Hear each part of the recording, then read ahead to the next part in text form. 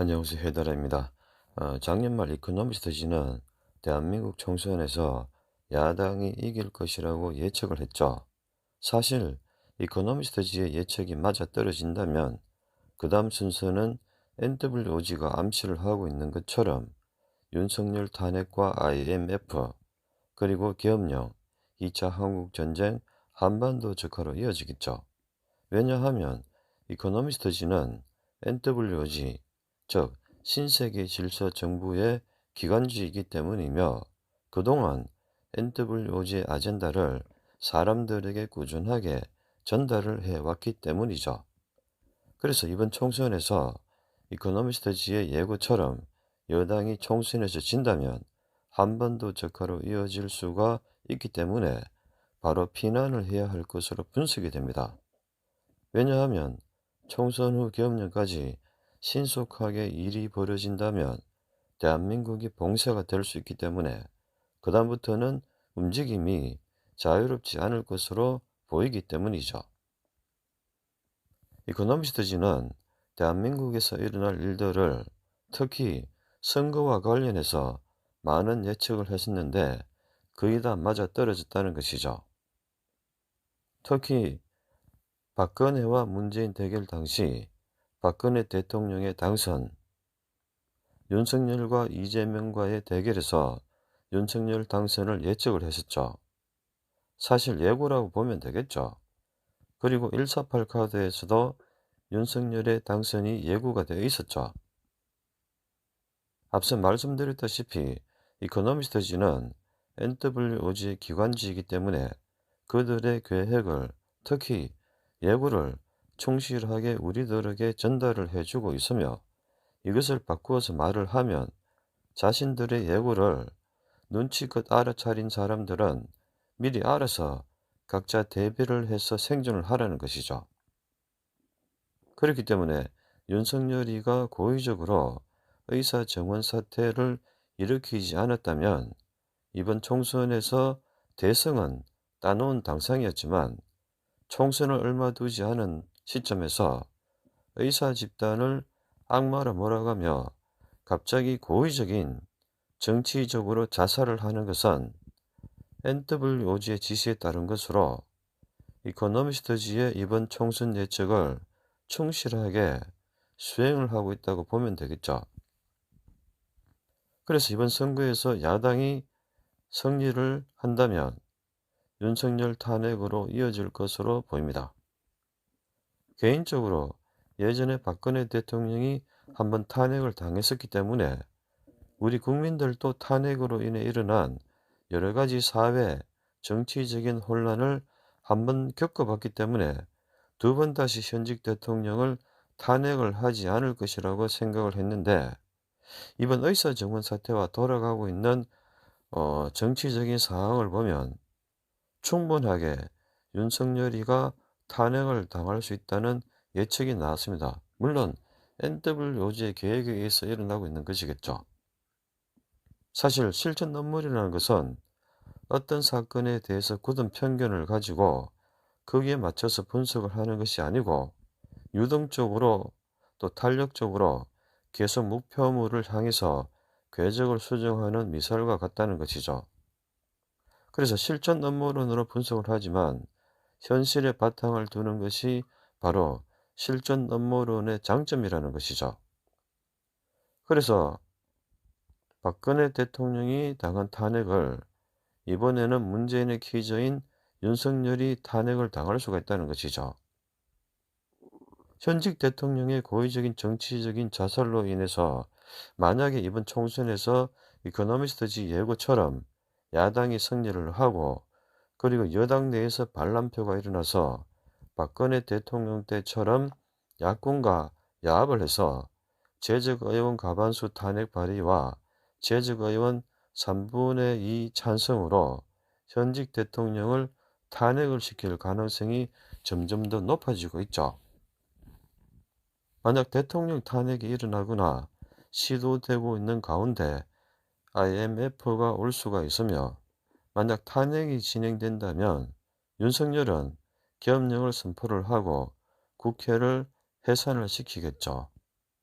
왜냐하면 앞서도 이야기를 하셨다시피 작금의 의료 정원 사태에서 윤석열이 보여주고 있는 강경 노선 일변도는 앞으로 어떤 일이 일어나더라도 타협 없이 초지일관 밀어붙이겠다는 NWOG의 뜻이기 때문에 꼭두각시인 윤석열은 그들의 뜻을 충실하게 대변을 하고 있죠.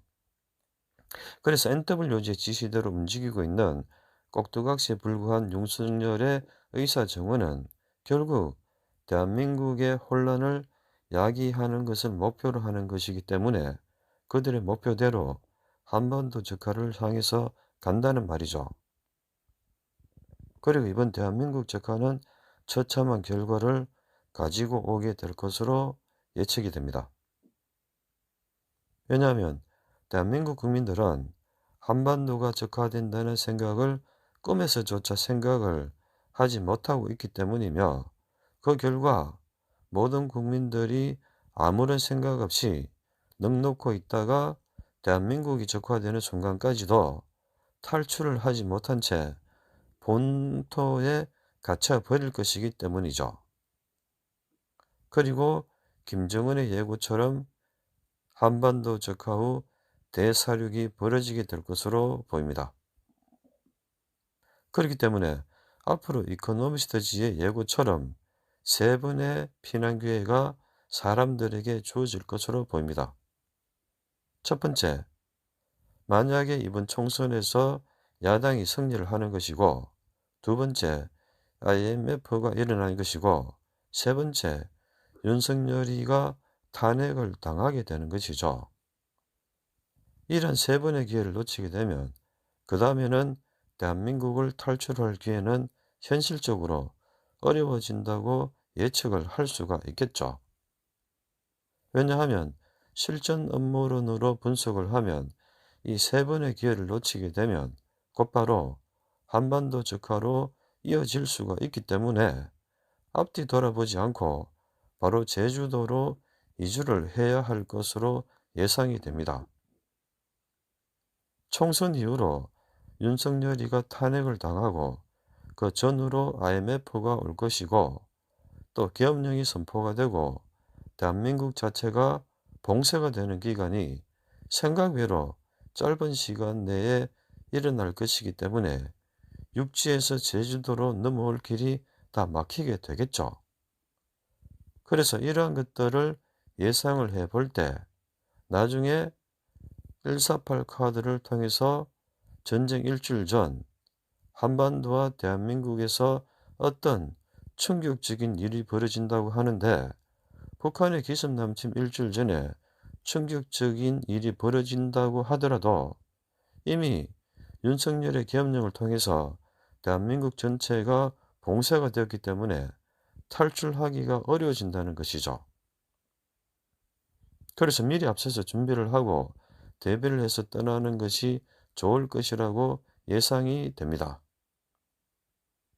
앞서도 분석을 해드렸다시피 총선 이후 6월에서 8월 사이가 대한민국에 있어서 가장 위험한 시기이고 가짜 김정은이가 NW의 지시를 받아서 전쟁을 일으킬 것이기 때문에 아무래도 8월 15일 안으로 대한민국이 적화가 될 가능성이 높겠죠.